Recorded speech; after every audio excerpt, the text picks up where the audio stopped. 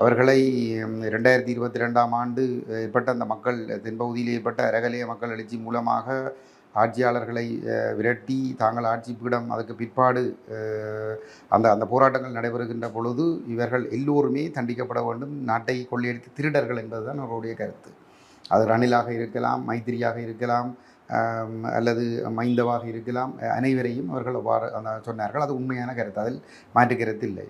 ஆனால் அதே திருடர்கள் என்று சொன்ன, அதே ஊழல்வாதிகள் என்று சொன்ன ரணிலும் மைத்திரியும் ஜனாதிபதியாகவும் பிரதமராகவும் இருந்து 15ஆம் ஆண்டிலே அரசாங்கத்தை அவர்கள் அரசாங்கமாக இருந்த பொழுது உருவாக்கிய அரசியல் நிர்ணய சபை மூலமாக ஒரு வரைவு ஒன்று தயாரிக்கப்பட்டது. அந்த வரைவு உருவாக்கத்திலே அனுபவம் பங்கெடுத்திருந்தார்.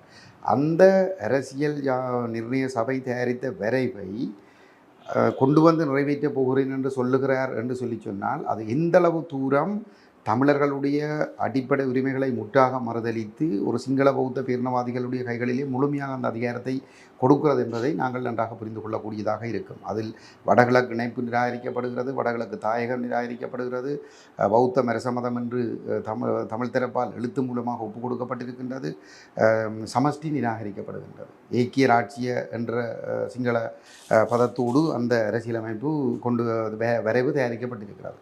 அப்போ அதை கொண்டு வந்து நிறைவேற்றுவதற்கான மக்கள் ஆணையையும் வந்து அவர் பெற்றிருக்கின்றார்.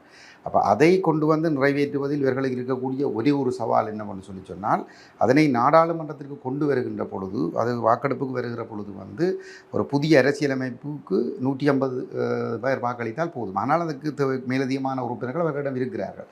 அவர்களிடம் 150க்கும் மேற்பட்டவர்கள் இருக்கிறார்கள் என்பதற்காக அவர் கொண்டு வந்து அதனை நிறைவேற்றிவிட்டு உலகத்துக்கு சொல்ல முடியாது, புதிய அரசியலமைப்பை கொண்டு வந்து விட்டு பிரச்சனை தீர்ந்து விட்டது என்று சொல்ல முடியாது என்று சொன்னால், வடக்கு கிழக்கில் இருக்கக்கூடிய தமிழ் பாராளுமன்ற உறுப்பினர்களில் குறைந்தது 51% அதனை ஆதரிக்க வேண்டும்.